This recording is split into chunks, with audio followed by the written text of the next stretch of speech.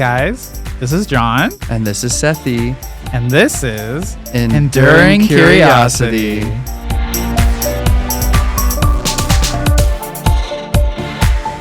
On today's episode, we talk about Our favorite monocolored cards upcoming Universe Beyond sets and emotional bandwidth.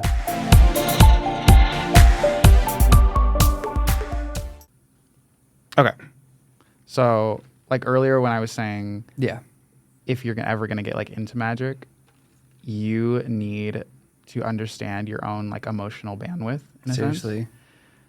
Just because and even like with my friends when I play, it's not super upsetting. I know everyone has moments where they get emotional, but I think a lot of people, when they make Magic decks and they have plans for them, they let the idea of what they want the deck to do override what's actually probably going to happen. Seriously, if people lock in on that fantasy, right? They're like, oh, my commander's going to do amazing things and do all these things. Everyone's going to be beckoning at their whim to my control. You know what I mean? But ultimately, it's a 4-player game. Right. Your chances of winning are 25% on average. And like, no one imagines themselves losing a game. You know what I mean? Like everyone like built a deck and was like, oh my God, how am I going to win? I'm going to win. I'm going to win.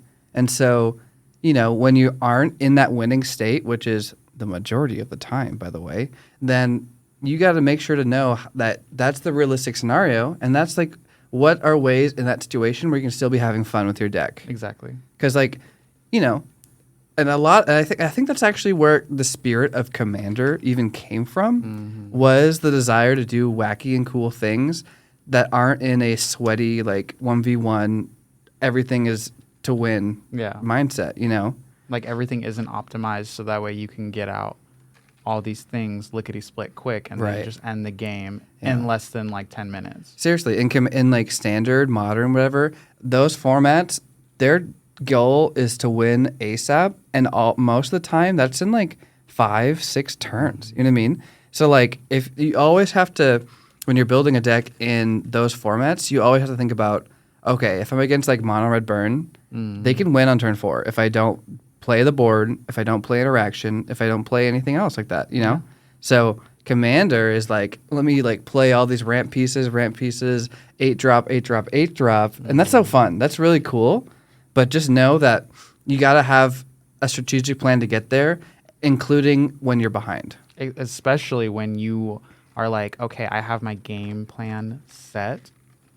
I see the goal.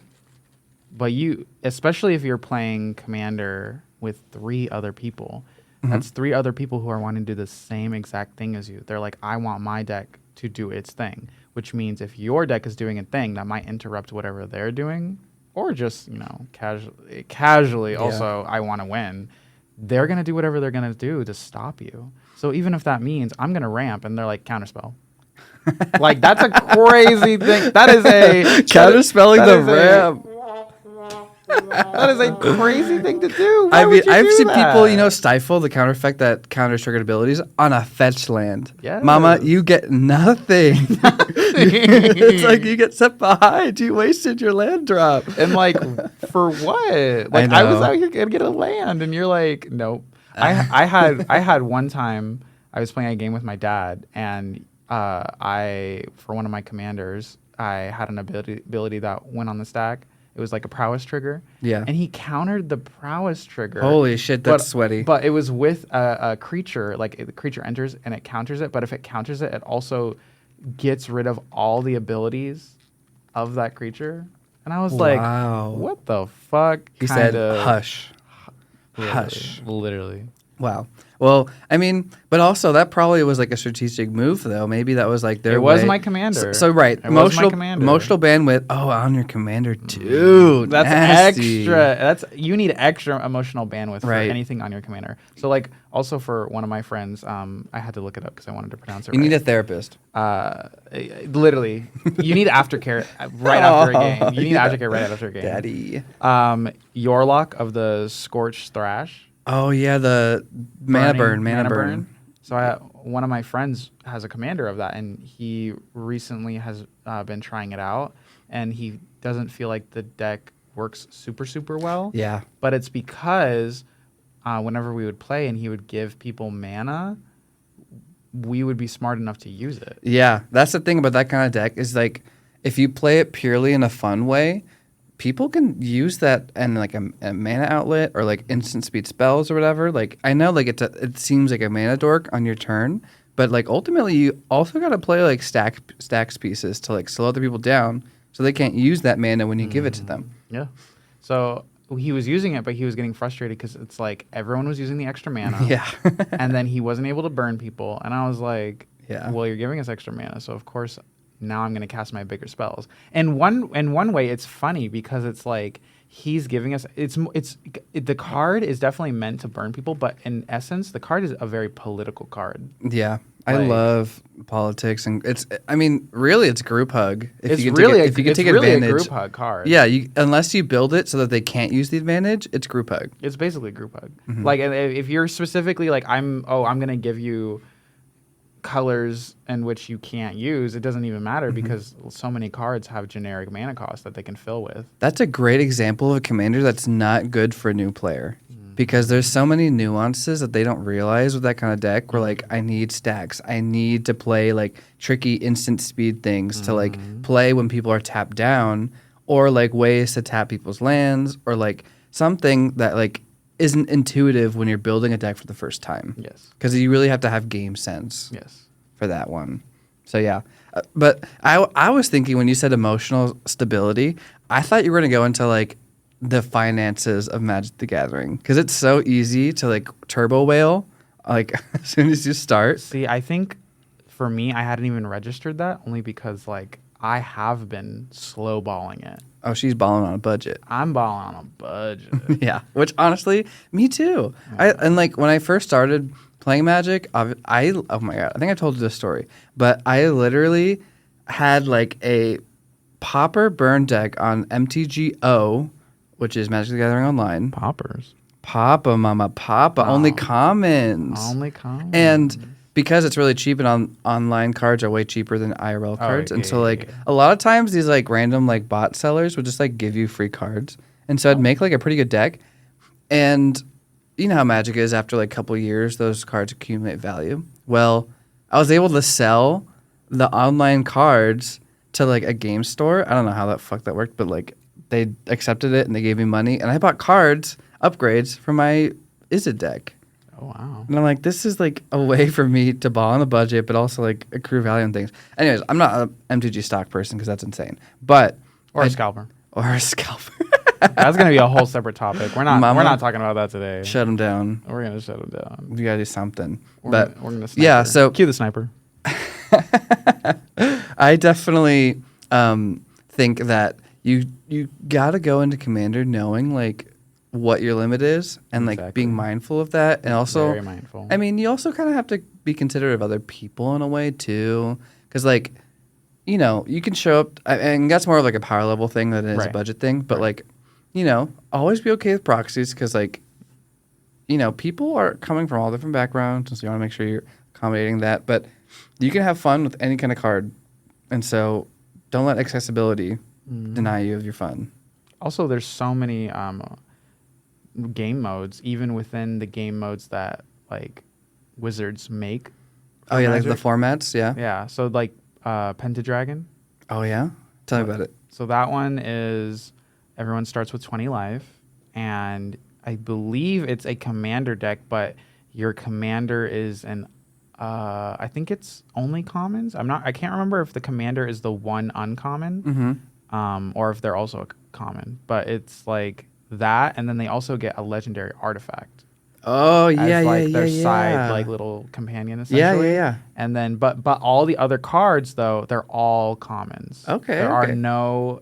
there's nothing higher than an uncommon. Because I've heard of Popper EDH, which is like your commander can be an uncommon legend, and then your whole deck is commons, which I mean is pretty fun, but hard to like brew, because I don't think there's many good sites to like filter to only commons or whatever. Yeah. Like in an EDH rec type of way, but I think with the artifact too, that's fun. yeah, the That's closest you could get would be I like, if we're gonna be naming names, I really like Scryfall. Yes, love me a Scryfall. Yeah. I need to show you later the Scryfall tagger feature because I guarantee you that's going to blow your mind. You haven't even looked at it. Probably haven't. Scryfall is so in depth.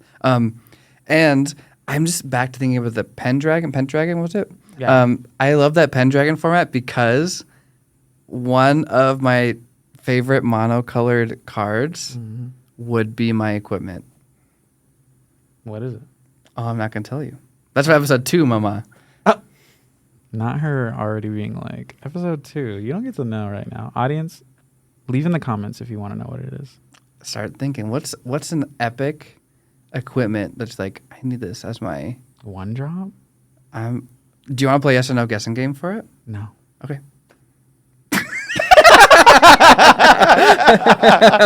Mama said 20 questions. No. Mama said 20 questions. Meanwhile, we have 2,000 fucking cards. Absolutely not. Absolutely not. Because then I'm going to be like, oh, is it that card? See, we have to give some background on this. Sure. Just a tiny bit of background. Because very much, I feel like it's very topical now by the time this comes out. I can be like, I'm the Bosco right now of our relationship. Oh, yeah. So we've seen... Not drag, Magic. On Magic, because we've seen... Well, I mean, I guess Bosco is the Bosco of Magic, isn't she? Because she's a player. She's a player. So we watched the Command Zone episode as well as the Tulare Community College episodes that feature Bosco and Irene from RuPaul's Drag Race. And we love the queens. I've seen every episode, basically. And seeing them... I'm catching up. I'm going to start season 4 soon. We'll get them there. We'll get it. We'll get Oh, I don't know what season 4. Girl, I'm one of those bitches. I have to start from the beginning and work my way up. Oh, you're making a big mistake. It's okay. So Bosco and Irene Right. were on those episodes, and they had their own commander decks. And oh my gosh, I'm assuming that they built their own commander decks because they knew it so well and stuff. Yeah, I think they were amazing. They were. Like I sent you the episode like the hour it dropped because hello target audience, that's me. And I was like, holy cow! Watching Bosco's like turbo kilo deck of just tap and untap proliferate. That was amazing. All those challenge counters, all those other counters. Everything. Proliferating someone else's freaking what was it? It was Dustmorn. Like it was like card freak of it was one nature. it was one of those cards that was like Overlord Impending Doom or something like that. Yeah. So just delaying the oh my god, I would Yeah. never have thought to do that. But just like the board sense and knowing like what can I do, what can I not do. So not that it really mattered. It only stopped him a little bit. He still had other shit that like He- Jimmy was doing. oh yeah. Talking about Jimmy. Yeah, oh my Jimmy. god, I would never. I'm an ally first, Ally. then a queer. There you go. So but yeah, seeing that and Irene won the game. Spoiler alert. Too late, I guess. She won the game. Well, by the time this comes out, it should be very well known that she won the game. So yeah. So But- and then on community college she won $1,000. Irene, wait. Irene won the first one? Did Irene win the first one? She didn't win the first one. Irene won the first one. Did she? Yeah. You never finished it. Oh, no, I did finish it. For some reason, I thought Bosco won, though. No, Bosco looked like she was gonna win. She looked like She looked like she was gonna win, and then I think what it was like she just ran out of gas. That's right. I remember because I can't remember the other guy's name, the not Jimmy guy. Josh. Josh? Josh Lee Kwai. Yeah. He was doing the landfall sacrifice thing, and he almost got Irene. Oh, yeah. But she just barely was able to hang on, and then she had that swarm, that huge army, and then she was able to squash him. Right. And that's why she was able to win. that's where like king making commander, you gotta always pay attention to like you gotta have enough fuel to beat 3 other people. Exactly. Like if you pop off and you're like, oh shoot, I only have enough to kill 2 people, All right. you could just lose right there. You could. So Or Oh. I mean, this is another discussion too, is really bad threat assessment. oh, that's a whole episode, mama. That's a whole episode. We'll get into that. Yeah. But that's a whole another episode. love that. That's like, I'm gonna be able to take out the threat. Meanwhile, the threat played one card that immediately got shot down and hasn't played another big card yet. And you're like, oh, I better get that Right. Eldrazi player. Right? You get the Eldrazi, and the next turn, the Simic player untaps and just like combos from 2 cards in their hand. It's like, oh, Suddenly now they have 8 lands on the field. right. It's like, and I didn't realize they had 8 lands, 10 cards in hand. Like, 10 they were just cards about to in pop off, hand. you know? They just put 3 creatures down, and now they have an infinite loop of drawing cards and putting counters on creatures. There you go. It's crazy. Yeah. So one of the things I wanted to talk about was, how do you feel about the Spider-Man set? Oh my God.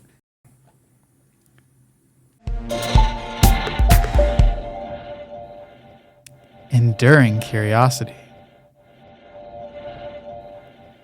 Enduring curiosity.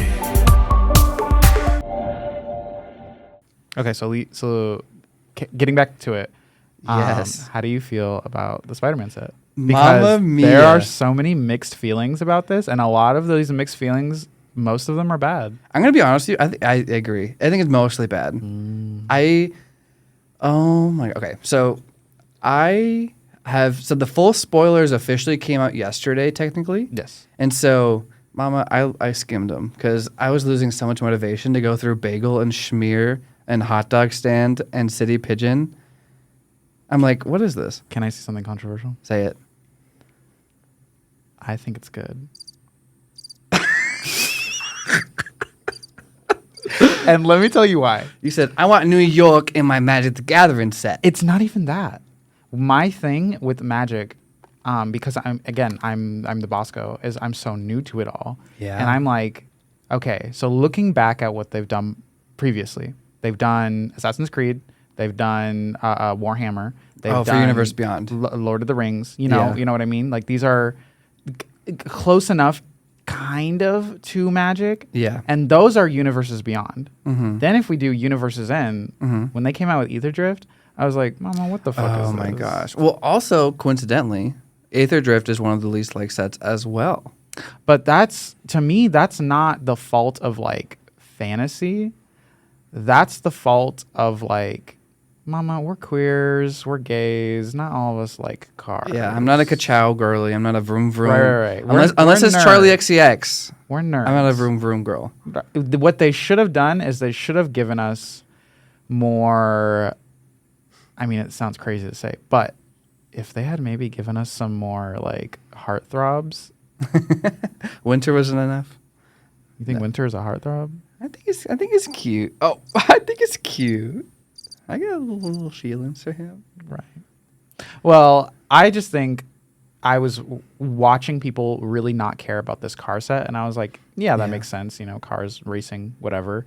And also, it's just like, it should have been more, I guess, I wanted to say like fantasy-esque, because like it's racing, but like when you think of racing, like the closest thing I can think of to what I could relate this to being fun was like pod racing from Star Wars. Yeah. And like that's still fantasy, but like the fantasy aspect should have been like, we're getting robots, we had a few bugs, we had these weird vampires that guzzled like oil or so whatever. That's the thing, is that they kind of, okay, I think my biggest overall like lore gripe with Aether Drift is that they like bastardize the sets that the planes that they're coming from. So like, right. It was, oh my gosh, not Kaladesh, but the new name, Rishkar. It was Rishkar. It was Amonkhet. And then the third one. Those are the gods, right? Yeah, Amonkhet is like the Egyptian inspired god. Yes. And then there's a third set they visited, all in this one Aether Drift set, and like they were just like backdrops to the thing. But like, how am I seeing like Temet in a race car? Like, what? Like a Vizier of Noctimoon? Also, one thing I will say that if I could gripe like similarities between Aether Drift and the Spider-Man set, is that the one thing that really kills a vibe of a set is when the mechanics are not very well diverse and they don't work very well with the set. Or in Commander, because T is, unfortunate. I mean, for good and bad, everything needs to be having Commander in mind. Yes. So like speed is, I'm sure, what you're referring to. Which I love the idea of speed. I needed more cards that utilized it. More cards and like a way that actually makes it feel like it works in Commander, because if you're just passing turns back and forth 1v1, then like accruing speed actually is pretty quick. Right. Because it's like, sure, 4 turns, but like I only have to wait 1 turn until it's my turn again. Right. But in Commander is 3 times the waiting. And so it's like I have less opportunities to have my max speed to do all my max speed things. Right. And so like it just doesn't really work in Commander. Because I'm pretty sure you can only gain it on your turn, right? You can only gain 1 speed on your turn, other than that one little trick where copying triggered abilities, but it's hard to even do that as well. So Yeah. it's like really it's such a slow mechanic. Like, and like think about it, maybe like, okay, perfect dream world is if you get one of those speed lands that give you like the ability to gain speed on turn 1, and Yep. you have some sort of like hasty like ginger brute type of thing. Right. But like that's a nut draw in a 99 commander deck. Right. So like you'd really have to be really lucky with that. and like even like I was trying really hard to enjoy it, and there is a one of the god cards is the red mana one that's 2 mana. Oh god, what's her name? Oh, it's the dog looking. Yeah, one, the right? dog Yes, god. yes. But I love her because she was crazy in her standard before, and so I was like, maybe I should look into her. But it's 2 mana to start getting the speed going, and she can't attack unless you have certain conditions. So she's not actually attacking getting it. So it's like, you know, I think it's you have like- to have. I think it's max speed, and then she can attack. Yeah, so it's like a something like weird that. curve to like try to get to max speed, and like she does nothing for 4 turns. Like, yeah. So it's boo. like great. She's a low cost, but like at the same time, like you're better off literally like saving your mana to cast your commander because she can't attack or she can't block. Right. You're So better off playing a whole different commander deck and having more fun. You're playing a whole different commander deck, having a whole different strategy, like. For real. So it's like I think the speed. I love the idea of the speed mechanic because one of my favorite cards from that whole set is the Don't say Ketramos. no.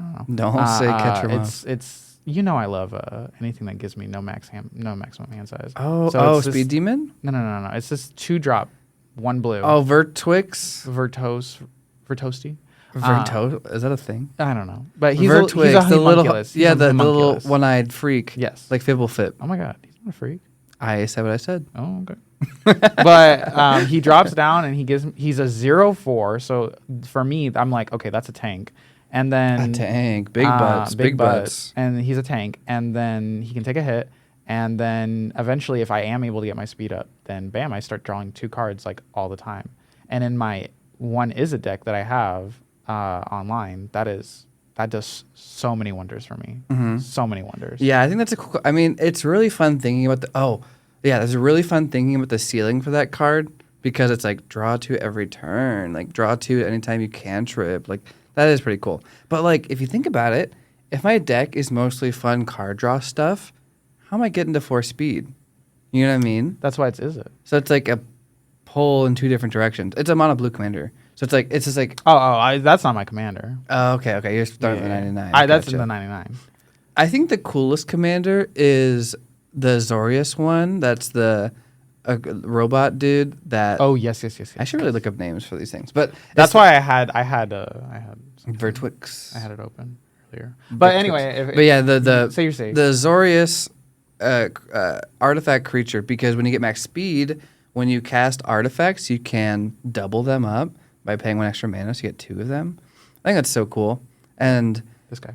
I think it can be really fun. Yes, Medicant Core Guidelight, and so it grow, He grow. it double. He double. Honestly, commander players will be obsessed with a card if you just print double the amount or like 2. Create a copy. Create a copy. Create a copy. Because it's like your favorite card was the double draw. My favorite card was the double artifact. So it's like, Yeah. and like Ishin's one of the top 10 commanders, and it's like double attack triggers and stuff. So it's like, Good. yeah. Well, okay. So to tie that back with how I feel about Spider-Man, I really, Spider-Man. I do like it though. I really do like it because one thing about it is if you're gonna pull from a Universes Beyond set, I need to be immersed into that universe.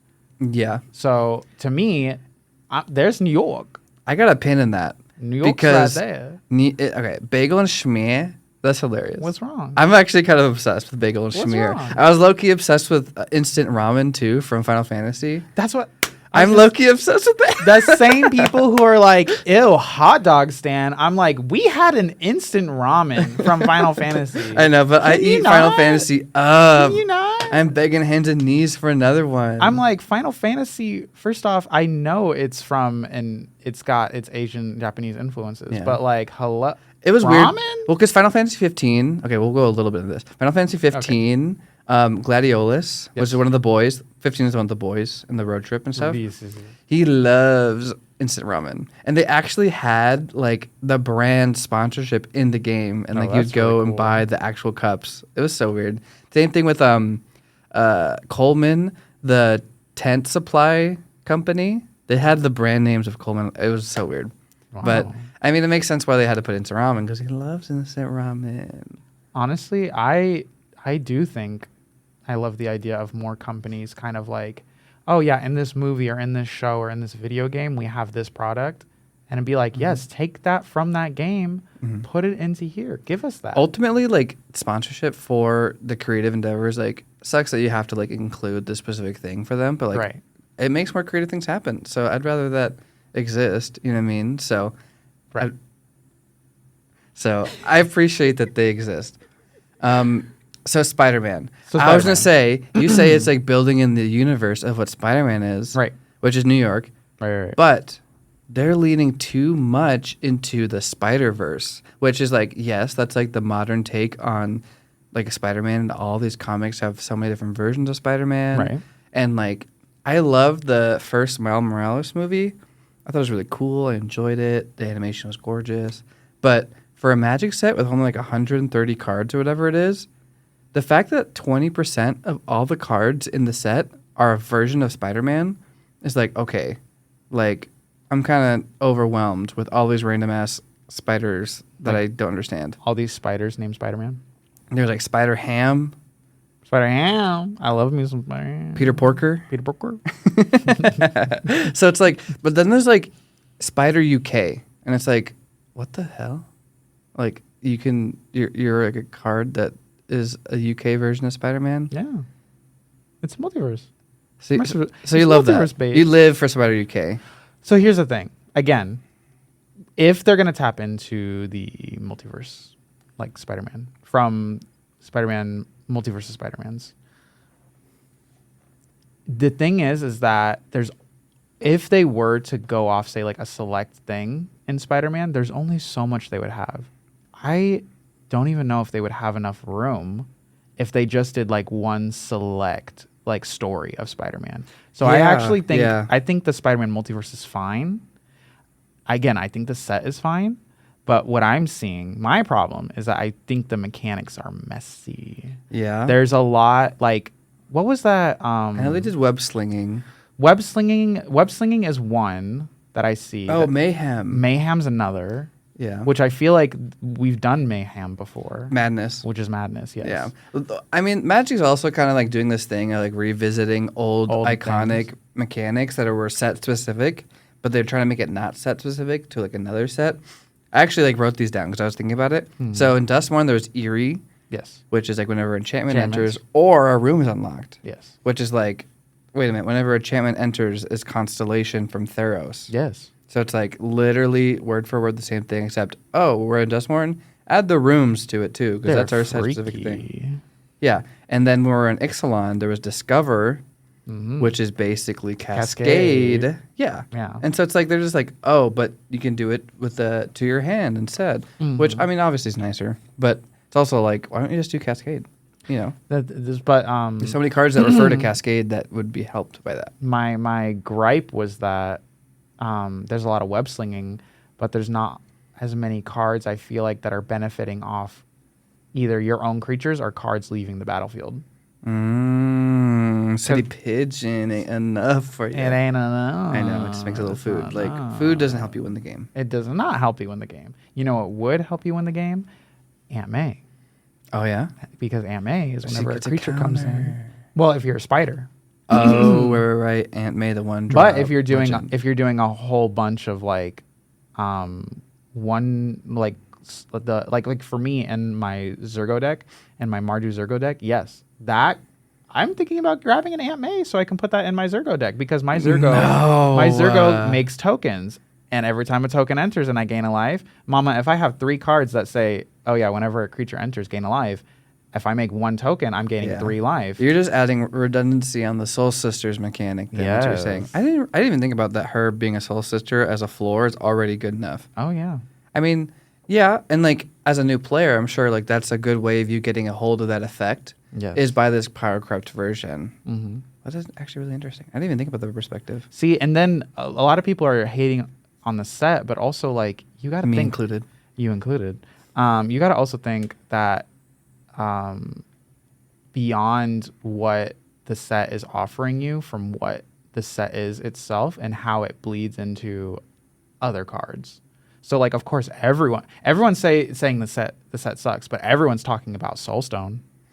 Well, because we have to talk about Soulstone. Everyone's talking about I feel like it's because we Soulstone. have to talk about Soulstone. They, you know what I mean? They knew what they were doing. They They're did. Like, we're gonna make us like almost strictly better, like Mind Stone, almost strictly better 2-mana rock that comes into play untapped, instantly makes a black mana. Yep. And so it's like, okay, now it's out of the gate, instantly has to be a contender in the format, and then in Commander, and then it has more text to reanimate stuff.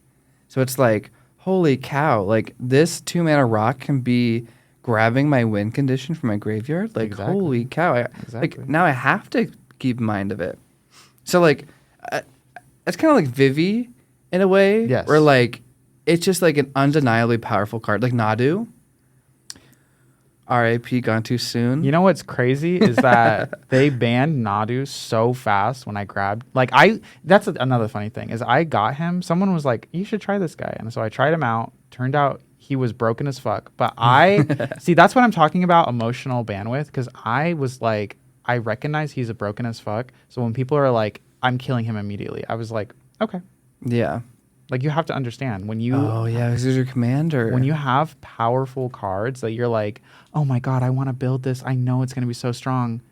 If you know it's going to be strong, everyone else who is at least semi-competent, they're going to understand it's strong. Yeah, they're going to target you. And listeners, let me defend my boy Jay over here because he wasn't playing Nadu Turbo combo win the game as soon as possible. I did not have, what is it, the Shuko? I did Shuko, not have the Lightning Greaves, all sorts of things. I did not have the Shuko, Lightning Greaves, and he was an honest boy.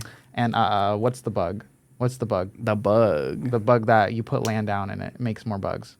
Oh, yeah. You know which one I'm talking about? Yeah, it has landfall in it. Scoot Swarm. Scoot Swarm. I did not, on principle alone. I was like, this is ridiculous. I'm not putting this in my deck. I was like, you know what I want to do with my deck? He's a good boy. You know what I want to do with my deck? I want to be able to tell people no, because that was going to be my Brat deck. That was originally my Brat deck. Wait a minute. I thought it was your frog deck. No. I thought this was cute I've never frogs. had a frog deck. It has frogs now, but it's also a different commander now. Mm-hmm. It's I thought it was me wholesome, cute, self-bounce frogs. No, carrot. Oh.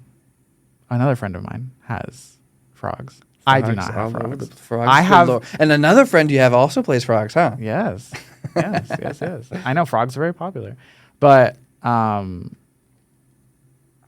thing that makes me excited about Spider-Man is that because it's Marvel, they're most likely going to do another Marvel set. I think that's like, okay, so I heard rumors. I watched the Clarion Community College video about Spider-Man. And I've heard rumors about... See, he released that video, and the way he started it off, I was like, get to the point. Yeah, what are you saying? He released that like a day or two ago, so we barely just got this. Yes. So he kind of speculated that... You remember how... Assassin's Creed was like a non-standard set that was a short amount of cards, smaller booster packs, and like just straight to modern, kind of weird like that. Yes. He thought that that's what Spider-Man was supposed to be. Because I guess even Mark Rosewater confirmed that they had to like add a bunch of new cards to Spider-Man to make it a standard set because they didn't already plan for it to be. And also adding to his point was that they had to shift Lorwyn Eclipse to next year because they had to add in a new standard set that was a Universes Beyond, which all the pieces kind of line up to Spider-Man, which, you know, makes me think that there has to be some bigger reason to wanting to collaborate with Marvel this bad to make it into standard. I think they're gonna make more, honestly. So I thought that too, but also like I know a lot of games that have their own card games are kind of intimidated to join in the space. Like they're never going to be a Magic the Gathering Pokemon crossover. No. Cut to like 5 years later, there's a Pokemon Magic the Gathering crossover. And we'll come back and we'll be like, so we lied. So we lied. My bad. Chat, mark us down as liars. Seriously, roast us in the comments. Roast us in the comments. So, but Marvel has Marvel Snap, and they really kind of flesh that out and go crazy into that. So I don't know. I mean, obviously this literally is Marvel collaborations, but maybe we'll get more of it. Marvel Rivals is so hype right now. I would love more of it because let me tell you why. My husband's not in there yet. Who's your husband? Nightcrawler. Nightcrawler. Yeah. That's a good choice. Yeah. It's a good choice. And it wouldn't say exactly that, but he would have some form of web slinging. Yeah. But he would have 100% a bounce ability. Mm-hmm. Pop in, pop out. Oh yeah, I remember we talked about this. We're like he should have void or something to hop in and out, flicker in and out. Yes. That's a good mechanic for him. Okay. So another thing I wanted to talk about.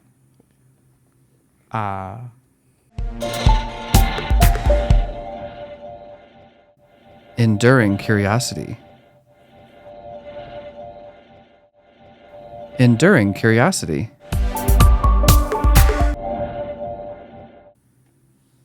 So another thing that I wanted to talk about was how you just feel in general the current climate of the Universe Beyond sets. So we talked a lot about the Spider-Man and then relating about how we introduced a couple things. So how you think it's strange. let me set the stage, Mr. Newbie, because set the stage. The first Universes Beyond I'm a baby. was very controversial. Right. It was The Walking Dead Secret Lair Yeah. with mechanically unique cards, Yeah. cards that were never revisited as a in-universe version until like 4 years later. Mm-hmm. And those were very controversial. I think they're probably worth a lot now, but they were really cool. I mean, they were cool designs, right? They were very unique, and like they referenced walkers, which is like such a not Magic thing. But at the time, secret lairs, once they sold out, they were done. So like there was just a reality of people that really wanted them never getting them, and so that kind of like had two sour tastes in the mouth of like, one, this isn't in the universe, and two, this is hard to get. Mm-hmm. So it almost felt like explicitly cash grabby. But you know, I think looking back on it, like those cards aren't too offensive, and I don't really see them out played that much because of public perception, really. So yeah, so it started off on a rocky road, but there's definitely been some great bangers and some beautiful highlights. So I think the Lord of the Rings collaboration was so cool. That was honestly, if we were sitting here now talking about this and they had not yet done it, I'd been like, what are they doing? Yeah. Literally, like, what are you guys doing? Why? That is such an obvious pick. Yeah. Just like Dungeons and Dragons when they did Dungeons and Dragons. Yeah, That is such an obvious pick. Yeah. Like, well, here's the thing. There hasn't been any collaboration with anything of non-Magic stuff on Magic cards until like 6 years ago. Mm-hmm. And so for Magic's 20 years beforehand, it was never any collaboration of anything. But see, here's how I feel about that though, is that all these people being like, all these sets are coming out and like the lore, like the magic, like I just want, and I'm like, can you calm the fuck down? Because have you not for years had cards coming out, lore specifically? Granted, I 100% understand that, yes, maybe they weren't coming out at the frequency at which they're coming out now. But if you were to tell me right now, if they were to make lore-specific cards coming out right now at the frequency at which they are coming out right now, Yeah. you're going to tell me that all of them would be good? That's so true at the frequency that they're coming out now. Because back then, sets would only be like, there would only be 3 sets a year. Mm-hmm. There would be no Commander product, Right. no additional cards, no Right. straight to modern. It was like 3 standard sets. Right. And they were a block. So usually it was the same set. So like, you know, all the same world. And so you're right, the frequency definitely does matter. And we definitely need to switch things up to spice it up, because how many sets are there a year now? Like 5 or 6 different things, all each with their own Commander product. So Right. tons of mechanically unique cards, playable cards, cards that will be at your tables. That's why I'm saying, I'm like, listen, if you see a Universes Beyond set and you're like, hate hate it. I only want Magic. Then just don't buy. Yeah. You have the free will to not buy. Honestly, seriously, if you And then you're gonna turn around and be like, I want to buy the really good cards though. if you're strictly in universe, if you're strictly So you're a in-universe- hypocrite. So you're a hypocrite. I see what you're doing. I there. see what you're doing. Yeah, I mean, you're right. Because it's only like if you really just want to stick to the Magic of Orthos, then there's the 3 sets a year that you can still have. Yeah. I guess the criticism is when you sit down at a Magic table playing with other people, then it's like, wait a minute, you're telling me you're playing your SpongeBob Commander deck Right. with the Fortnite Battle Pass as your signature spell or whatever? Like, Right. hold up. You know, that's where it gets kind of messy because it's like I'm playing my Zergal Helm Smasher with all cards from Tarkir, and you're playing like Storm Render. Storm Render and all sorts of stuff, right? Boogie Bomb on my commander, and it's like, wait, what? I just did a Fortnite dance on your commander, so now your commander dies. I get to return a creature from the graveyard, and I get 2 trap treasure tokens. It's just like Seriously. I mean, when they made okay, and this is like I think those same people, and this is where I relate to them, is when they did the Unfinity yes. and made some of those cards legal in other formats, like it's not purely silver border anymore. Then I'm like, wait a minute, do I have to pay attention to like like what was it? What was the Attractions. Attractions? Yeah. Like I don't know how attractions work. Like stickers? Like you're telling me you can take like let's just say you play like a control Magic taking over my commander, you can put a sticker on it. I don't know if you can put a sticker on other people's. Well, but if you own it, If you own it, yeah. but like if you like gain control of it, Well, gain control and owning are different. right. So hopefully Right. the sticker cards do mention like If you card gain, you own. if you put a sticker on this attraction, gain control of target card. or like like don't be putting stickers on my cards, please. Oh, yeah, like yeah. maybe if you provide your own outer sleeve just for the game or Well, something. here's my thing about that.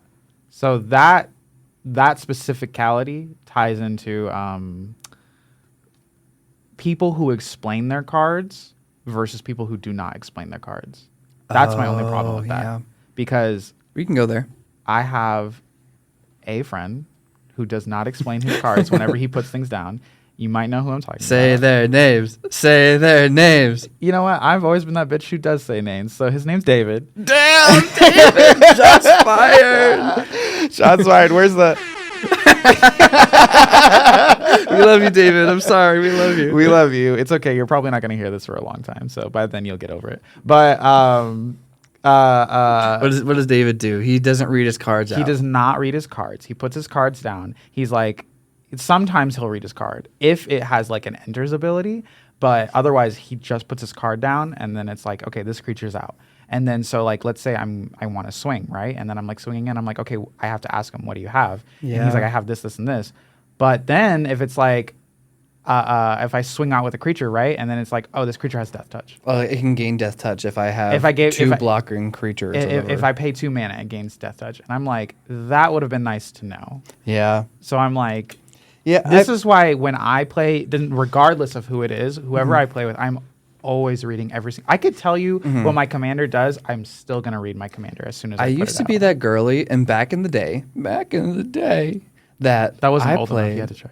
Back in the day, when I played Magic the Gathering, there weren't that many new cards. So I had to stick with just the playables.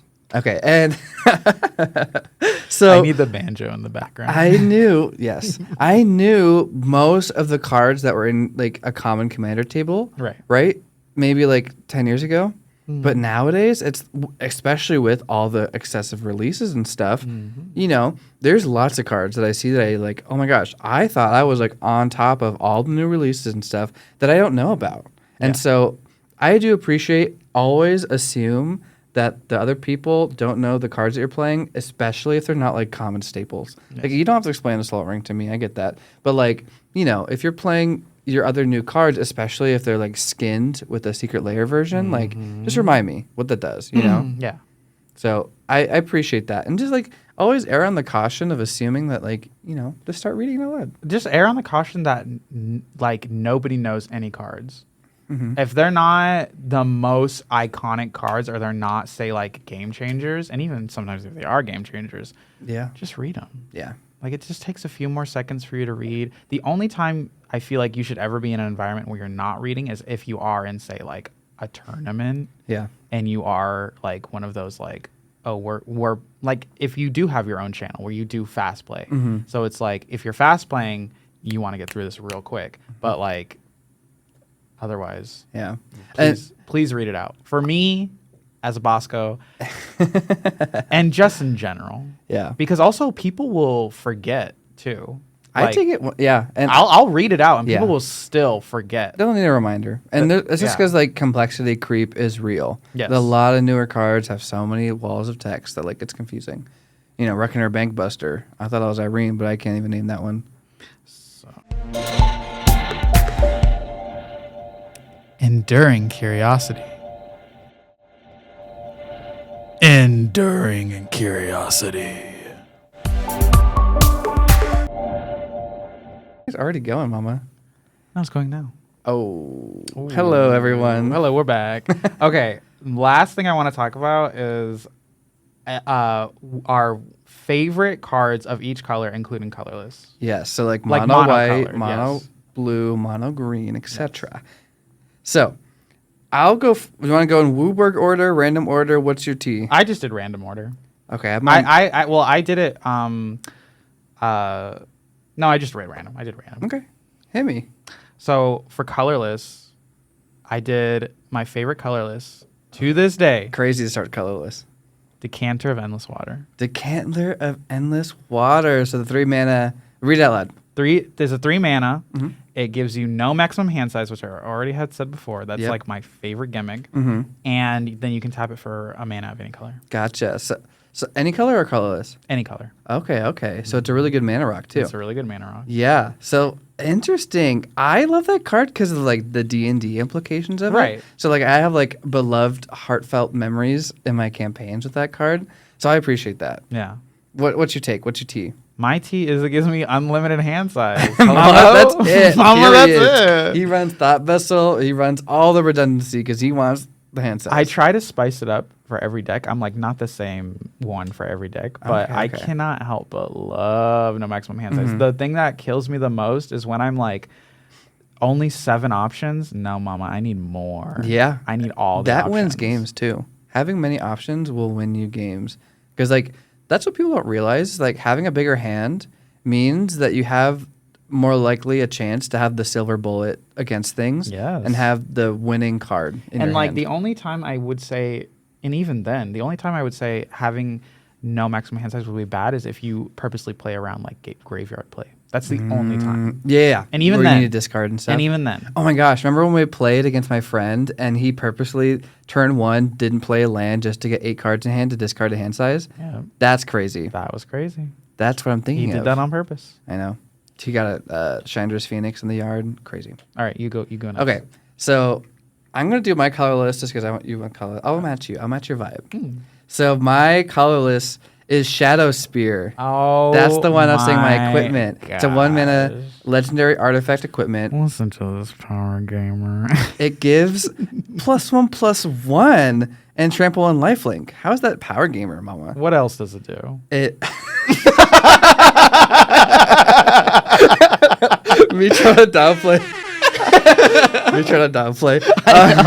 It equips for 2, Right. and you can pay 1 to give permanent to your opponent's control. They lose hexproof and indestructible in time to turn. Sorry. Did that say target opponent? All opponents. All opponents. Just 1 activation. Every creature that they have loses hexproof and indestructible. All their permanents. All permanents. But if it was what's so wrong? target opponent, or target opponent, I could be like, okay, sure.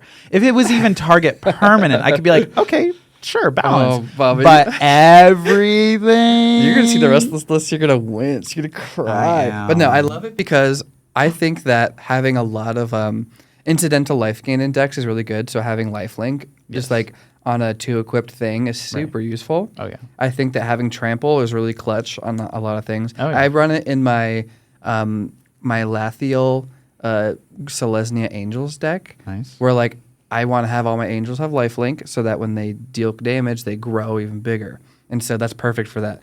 And I do appreciate though that like the activated ability of permanents losing hexproof and indestructible is also like a collaborative thing. You're like, hey, someone else sees that I have that on the board, and they're like, hey, third player has this really big thing we want to kill. Can you activate your Shadow Spear and I use my removal spell? So you like it because it's like a political piece now. Can also do that, yeah. And maybe you can bluff it and be like, I have no removal. If someone else does, I can use my Shadow Spear. And then you like save your you removal. can bait out removal. Wow, that's nasty. A little tricksy, you know. A little tricksy. So that's my colorless option. Wow. Okay. Hit me. All right. So for next, I did black. Oh my god, black's second on my list too. Black, I did Mirkwood Bats. Now this is a card. You calling me power gamer? This is a card that is slept. That is probably the most power gaming out of all the cards I have here. This is a card that is slept on. It is really slept on. So slept on. This is a card. It came out, and I was like, I had to like. At first, I was like, oh, okay, that's interesting. Mm-hmm. The more and more I start to understand Magic, the more I'm like, wait a minute, guys, this is very slept on. Like, if you have any token deck and it Do you want me to read involves it a out? black, go ahead. So it's a 3 and a black creature with flying. It's a 2/3, and it has one line of text other than flying. When you create or sacrifice a token, each opponent loses a life. So I need you to understand in like those token decks. Sorry, I need the viewers to understand. I know you understand. The viewers to understand. You create. Let's say you do get your pigeon out, right? It makes one food token. About the pigeon. Sorry. Let's say you get your hot dog stand. Thank you. Thank get your hot you. dog Love me stand a wiener. out, and it creates one food token. Congratulations, you have now dealt 1 damage to everybody. Then let's say you have now with that hot dog cart. Now you tap it in another in order to sacrifice that food. You've dealt another damage to everyone. It adds up. It adds up real fast. And like treasure tokens. Which you can like sacrifice at will. So like it deals basically for each treasure you're doing 2 damage to everyone. So now, spotlight on one of my favorite commanders, Zergo Stormrender, where he has the mobilize feature, which is you create, then at the end of combat, if it's still around, you sacrifice it. Wow. Then paired with shit. And they're 1/1s too. So like they're 1/1s. You're tripling the amount of damage they can do. Yes. And then there's also equipment. I can't remember off the top of my head, but Also just making tokens. it mobilizes more. Oh, yeah. So like you make more mobilizing based on the power of your creature that you use it with. Oh, here it is. Infantry Shield. So it is a 2 and a red artifact equipment. Equipped creature has menace and mobilize X, where X is equal to its power, and equip 2. Ooh, mobilize X. Mobilize X. So if I beef up like him with just a simple cantrip, give him +3 to his attack, then I add that to him. Now he's creating. Oh, that's math. He's creating. So he's a 3/3 already. Yeah. So if I give him that, and he's now like a 6/3. Yeah. Then not only is he mobilizing 1, but now he's mobilizing 6 others. So you're creating 7, which deals 7. Then if On combat. on entering, On entering, On they deal just 7. creating. Combat, they can do 7 more. 7 more. And then leaving, do 7 more. 7 more. 21 to the whole board. But not only that, my commander himself says if they leave combat, if they leave the battlefield and they have not died during combat, deals 7 to each Oh opponent. So that is my gosh. 28 right there, right off the bat. 30 is 10 away from their life total. That's insane. Mirkwood Bats, everyone. They're crazy. Very powerful They're very card. crazy. So, you see, you think I'm a power gamer when my black card of choice is Ghouls Night Out. Oh my The God. girlies, the divas, divalicious divas. I'll read it out loud. Read it out loud. It's 3 black, so 5 mana total for a sorcery. For each player, choose a creature card in that player's graveyard. Put those cards onto the battlefield under your control. They're black zombies, and they gain Decayed. So I think everyone kind of reads this card and is like, oh my gosh, Decayed. They're going to die They're going to die. when you attack with them. That's so sad, which is sad. But just don't attack with them, mama. Just keep them on your side. Well, they can't block either, can they? Decades can't Yeah, block. they can't block. But like, I think the great usage of this card is 5 mana, reanimate 3 things from people's graveyards, and just keep them. So like, just you get a lot of useful value pieces, and it's like instantly growing your board, instantly like having Have extra maybe value. something with enters abilities. Yeah, you can pick up stuff with good enters, pick up stuff with good static. Something with good evasion. Yeah, you can even attack with it if you need to close out the game. But like, I think just 5 mana for 3 things is very good. It's pretty good. Very good. So this is the only card on my list that I don't run in a commander deck because it is the biggest non-bow of all time with the deck that I was going to put it in, my only black deck, which is my Laesa deck, because she says things like your opponent's things exile. So like if their creatures would die, they would exile instead. So you don't really have many good pickings of cards. So it's kind of a non-bow. Yeah. But I need to find a home for her. Love Ghouls Night Out. Yes. What's your next card? My next one is red, and I did Rabid Gnaw. Rabid Now with the big old teeth. Rabid Gnaw. That art is so funny. So Rabid Gnaw. you said it the same exact way 3 times. I have Rabid Rabid. Gnaw. Oh, I think I spelled it wrong. GNAW. Rabid Gnaw. But I know it's a bite spell, right? Yes. It's a Oh, here it is. instant. I did spell it wrong. It's an instant. It's a 1 and a red. Target creature you control gets +1/+0 until end of turn. Then it deals damage equal to its power to target creature you don't control.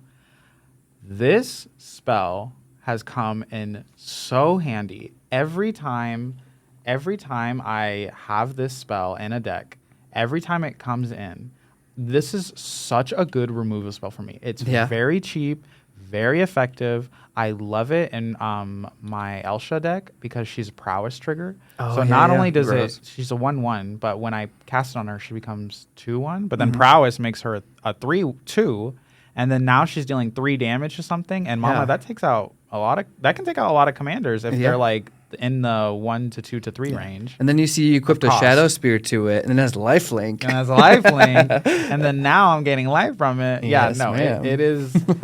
It's such in like especially in like spell combo-y decks. It's so good. Yeah, it is so. I like, think it's fun helpful. too, and like dealing damage is cool. And so there's like different cards that care about dealing damage. I like it. It's a cute little guy. Yeah, and I don't know if I have any removal spells on my. And I like list. it because it's based off the creature's power. Yeah. So you're already buffing them up, and then they're dealing their damage. Yeah. There's a lot of green that does that. Yeah, a lot of green, but not red. There's not as many red that does it like that. There's more red that's like, oh, I'm gonna deal 1, 2, 3 damage from this spell, but not specifically using a creature's own power. Yeah.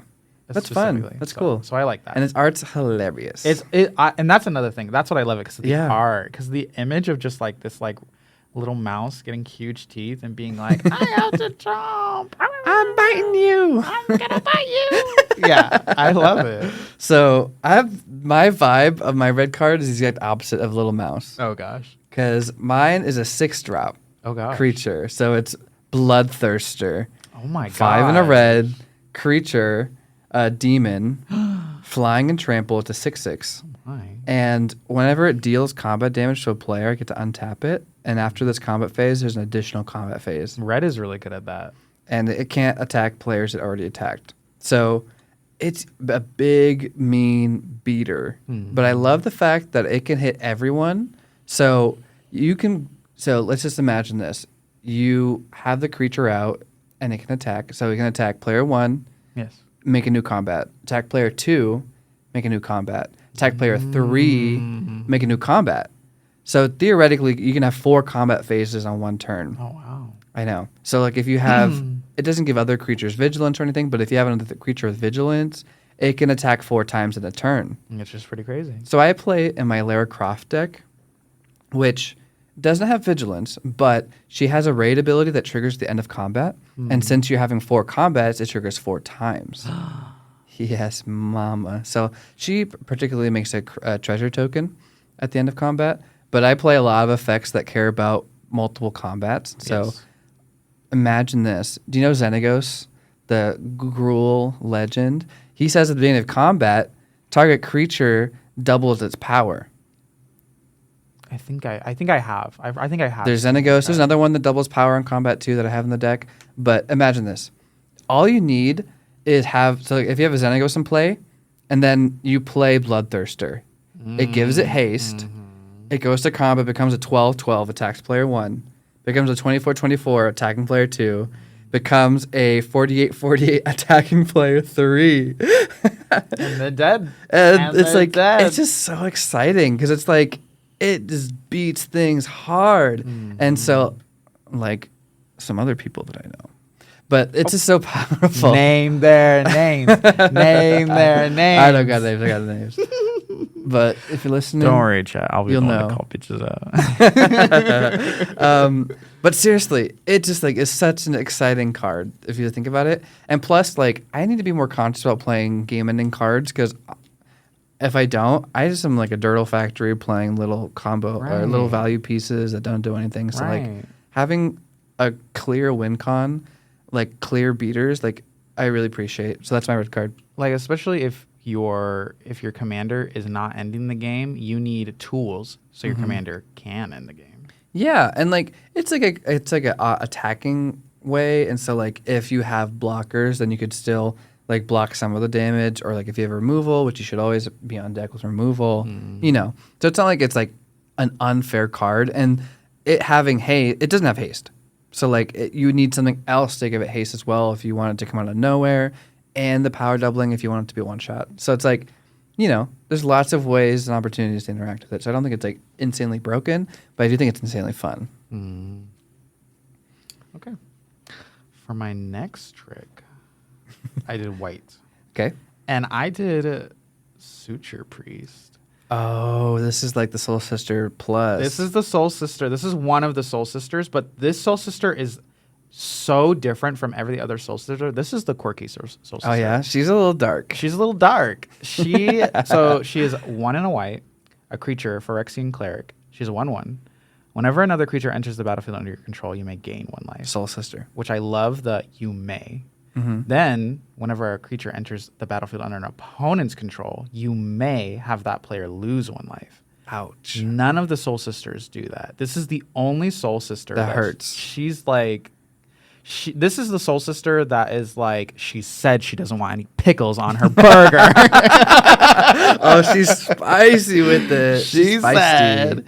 So I love this because, one, the whole Soul Sister interaction. And again, this is a card that 100% goes in my Zergo token making. Yeah, deck. yeah. So make tokens gain life. Love that. I'm noticing a trend with you. The Mirkwood Bats and now your Mirkwood Suture Bats, my Priest. Suture Priest. You yeah. love pinging and dealing damage. Well, see, I purposely chose all cards I have in my decks right now. Yeah, me too. Other than the Ghouls Night Out. Yeah. But yeah. But I like this. I love this, and I wish there was more cards. This is the thing.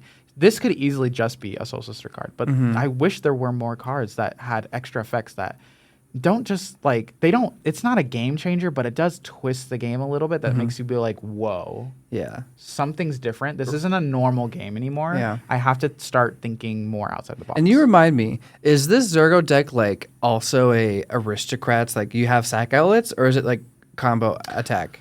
Like just aggro attack? It's just aggro attack because Cool, there's no. I think there may be some, but mostly it's not as sack outlet as my Golgori deck, for instance. Okay, yeah. But there are some, but because of the mobilize feature, it's already a self-sacking feature. It's already built in. It's already built in. But you're not like draining life whenever you sacrifice a thing, other than like 1 or 2 cards. Well, Oh, there's more, you little devious dog. well, so now, especially since I added a certain cute little baddie bat, now I'm draining people's life whenever I gain life. So Miss I'm like- Mirkwood. Miss Mirkwood is draining people whenever I make my tokens and then lose my tokens. I got this bitch who can make people lose life whenever they put creatures out. So if Right. you're also a token deck, congratulations, Goodbye. bitch. Goodbye. Goodbye. It's like you're not playing. And then I have what is his name? It's like Starscape, I think. Starscape's cleric, which says, one of the abilities says, whenever you gain life, each opponent loses a life. So if I have currently, Yeah, I think, so it is like an aristocrats, like I think I currently have trickle life gain, trickle 6 damage. Soul Sisters.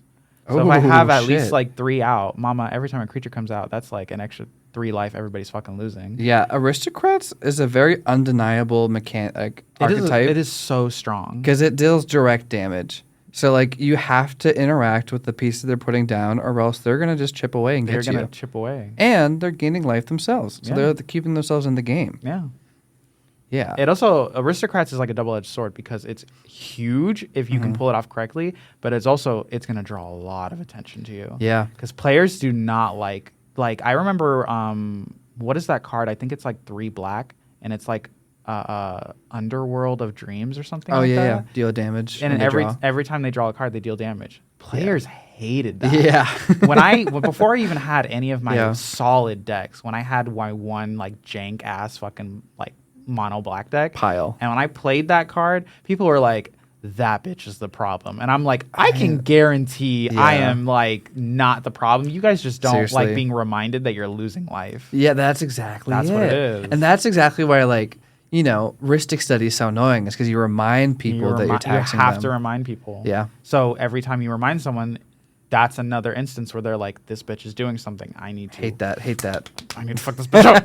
I need to fuck this bitch up." Yeah. So it's cool that you brought up the aristocrat stuff because that leads me into my white card, kind of. Go ahead, so go ahead. in my Lyssa deck, Forgotten Archangel, Mm-hmm. she brings things like non-token creatures back when I sacrifice them Yes. at the end of the turn. So I kind of went in the direction of aristocrats, but I don't like the little instances of deal one, deal one, deal one, game one, game one, game one. Right. So it's about big drain, right? Ooh, And so it plays a lot of cool creatures. I mean, the most notable common example is Gary, Grey Merchant of Asphodel, Yep. because it drains everyone for equal to your devotion to black. So it can drain like 5 from everyone, and then you gain 15. So my white card of choice is Silver Quill Lecturer. It's a pretty unique card because it's a 4 and a white, and it's actually relatively new. It's from the Modern Horizons 3, I think, Commander deck. And it has 1 line of text other than being a 3/3, and it says, creature spells you control or creature spells you cast have Demonstrate. Demonstrate's a mechanic from Strixhaven, which love me some Strixhaven. But when you demonstrate, it's whenever you cast a creature spell, you may copy it. If you do, each opponent or an opponent also can copy it, and then those copies are tokens. So that's to say I have this out, and I cast my Gary, my Grey Merchant, and when I cast it, I can choose to demonstrate it. So I get 2 Grey Merchants now, and I have to give someone else a Grey Merchant, which I give it to the non-black player. Their devotion to black is going to be just the 2 that Gary gives it. Yep. Meanwhile, I get to have 2 of them, drain everyone for 8 and then 10, so 18, 18 total. Like, it's crazy. And so in my Lyssa deck, she's constantly replaying little creatures like Wall of Omens and stuff just to draw a card and then sacrifice it. And so it's really cool that I get to replay all these things, double them up, make some friends politically as well. Or if I just want the advantage, find ways to give the bonuses to people that can't really use them, like the draining with Gary. So super cool card. It's actually a recent addition to this deck, and I haven't really seen it in play too much. But it's just like such a fun win more card because, like I said, I build so many decks of just like low value pieces that I very rarely have like these bigger game winning like bigger pieces to, get that. Go over the hedge of the value that I need to win the game. Yes. Okay. So for my next one, now we're entering into the reason I saved these 2 for last is because these are my favorite colors. Your Simic boys. Simic. So you got blue and green. Which so I'm gonna do blue first, and I am choosing Soothsaying. Soothsaying. What the hell? It is a mono blue cost. It is an enchantment. It reads, you may pay 3 generic and 2 blue to shuffle your library, or you may pay X generic, and you may look at the top X cards of your library and put them back in any order. Now, when I have Bitch. this in my Simic deck, my thing is that I want my good cards. And maybe I am like, oh, I hate this hand, or I hate like the cards I'm getting. I can shuffle. I can look ahead. But also, I can just straight up like pull cards that I'm like, oh, 5th card down. I Wow. need this. Let's Yeah. put this on top. And I can order my deck more into like get the shit I'm looking for. Yeah. So this is my like, it's about to be my turn. Let's tap out, see what I'm going to get. And then if I'm like, I don't like that on my turn, I can decide to shuffle, or I can wait another turn and decide to shuffle. it is just, it's like, in my Simic deck right now, it's pretty good, but I'm actually thinking about putting it in my Kilo Oh yeah. because I have, I want to get like mana rocks, that the ones that if you have counters, whatever counters on them, give you extra mana, because then I can proliferate those, and then I can have a huge chunk of mana that I can spend and then look at a bunch of cards. And so I think it would be better in that deck. It's a great mana outlet. It's a great. And like the Mercadian Mask, girly, you didn't even know what that was. You weren't even existing. I was not existing. That's another thing is I love the art. Yeah, the art's beautiful. The art is beautiful. It was really between, for blue, it was between that card, and I think it was between Wizard Class. Oh, Wizard Class is so cool. But I chose maximum this hand one. size. Because of the maximum hand size. Literally, one drop, maximum hand size. I was like, Okay. but this is very cool. But I ended up choosing Soothsaying because It's tricksy. the art Yeah. is very like girls maximizing their joint slay. Literally. And the being able to look at the cards and picking which ones I want and pulling Yeah. them on top. No, I think that's. I think it's like a slept on card because like you can definitely. It's just like people underestimate the fact of just having a mana sink that you can use on other people's turn, like right before your turn or something. Like it's very useful, very useful. And if you like fetch lands or like something else that just coincidentally shuffles your deck, then like see a card you don't like, bye bye. Yeah. I was like, oh, this is a 7-drop, and I have 2 lands. I do not need this in my next draw. Yeah. So I'm like, I'm going to put this on bottom. Let's see what the next one is. Oh, a land. I need that. Cool. And then now I have 3 lands. So then I'm like, okay, before my next turn, I'm going to see what other cards we have. Oh, 2 more lands. There we go. And so Hit your land drops, people. Hit your land drops. I don't care if you ramp out so many lands and then you'd be missing your land drops. It's as if you didn't ramp. I don't care if you have mana rocks, but you only have 25 lands. Mama, depending on the deck, and not cutting it's it. not going to work. If you have more than 3 colors and you have not that many lands, mama, it's not going to work. Can I give you an embarrassing secret? What? I had a deck with 22 lands. Currently? Not anymore. I was going to say. But like recent, like 2 years ago. I don't know what I was thinking. I was like, the average mana cost is like 1.2. Okay. I think I got in this like weird mindset of like, I need lower cost things. But anyways, it was in a deck that's for my blue card actually. So my blue card of choice is As Foretold. I think you know this card because I've always talked about loving this card. One of my favorite cards ever since it came out. And what it says is a 2 and a blue enchantment. At the beginning of my upkeep, I can put a time counter on it. And then once each turn, you may pay 0 rather than pay the mana cost for a spell you cast with mana value X or less, where X is the number of time counters on it.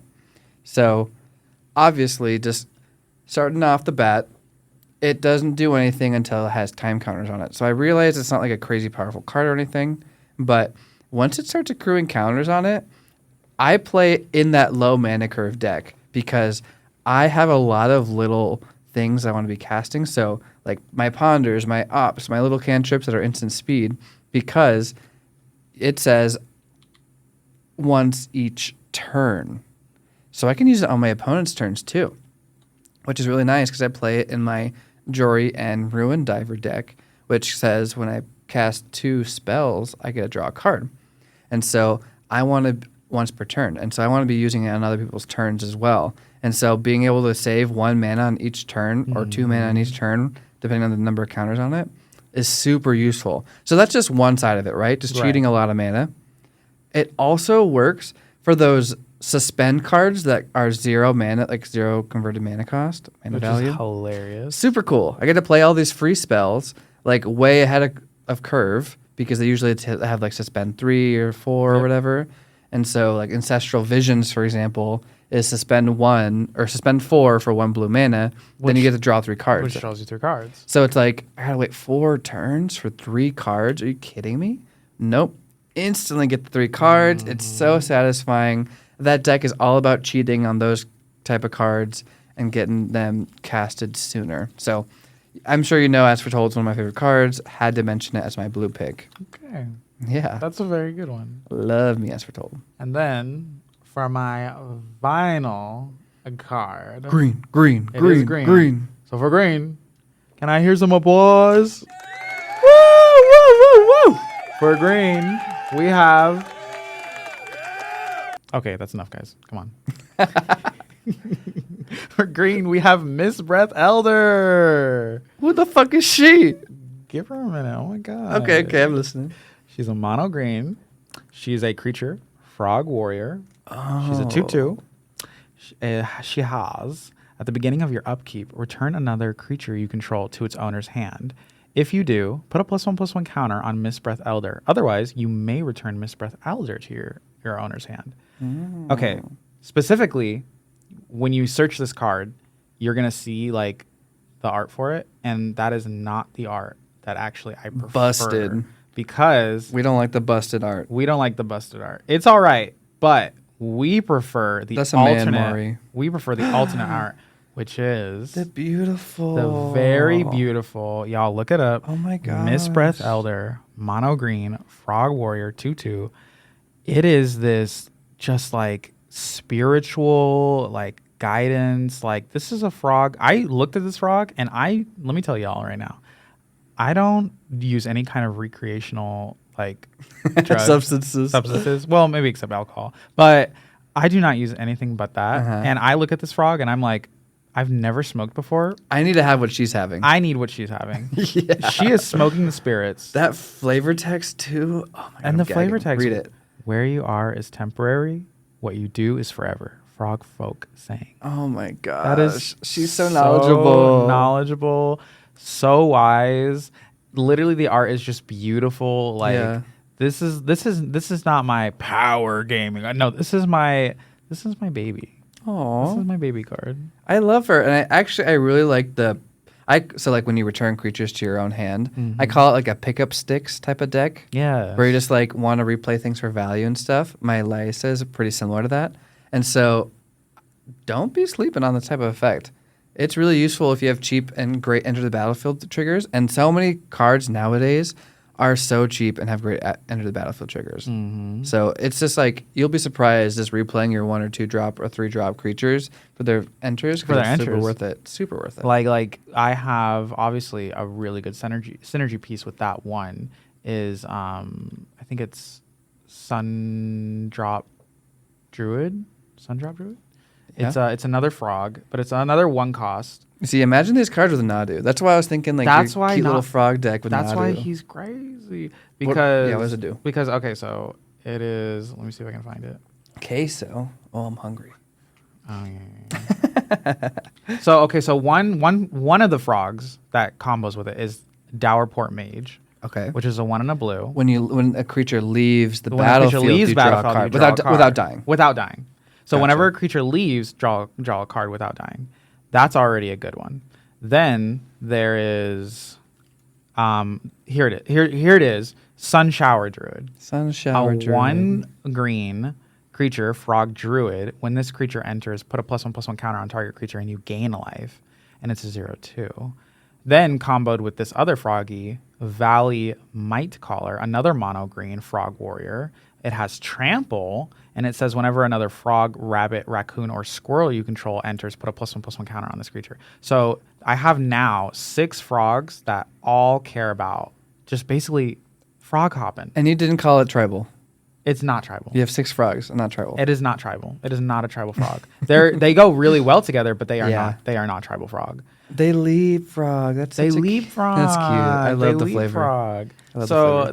that is just well, and then also again, this works so well with the frogs, but returning a creature for its enters trigger, like there's not a lot of like cards that can reliably do that at such a low cost. Yeah. Other than like cantrips and spells, like instants and sorceries, there's not a lot that does that. So to have a creature that can do that for you and it gets stronger, Repeatable too, yeah. it's crazy good. That's fun. It's a crazy cute little one drop too, good. so not too much of an investment. Yeah. I'm noticing a trend with your cards. Not too much investment, but they get you a lot of value over time. I love first off, I do love big cards, but like I love my cheap little cards that just do one little thing for Yeah. me because one good thing because then it's like, okay, we've got the gears turning. Now we've got another card that does something similar, like the Soul Sisters. So now the Soul Sisters are working together. And now we've got this other mechanic that doesn't that is a different mechanic, but it works so well with that mechanic. And now the car's running. The car's running. Yeah, and the then- engine's and humming. The engine's humming. And then now this Yeah. creature's getting bigger and bigger and bigger. And then now you just got walloped by a fucking frog. Walloped. There's a 2020 frog coming your way. Mama. Oh shit. 2020 frog coming I your way. can't handle that. So With trample. Don't with forget. trample, don't forget. I love that. Yeah. Yeah, I appreciate that. And I think your list is so cute. Yeah. Let me wrap it up with my last card. Yeah, yeah. What's your last green? So my last card is a green card. It's Monster Manual from the D&D Baldur's Gate set. That was such. Yes. So it's an artifact with an adventure. I think it was one of the first cards that's an artifact with an adventure. So kind of interesting. Mm-hmm. The adventure side says it's called Zoological Study. It's 2 and a green. Sorcery.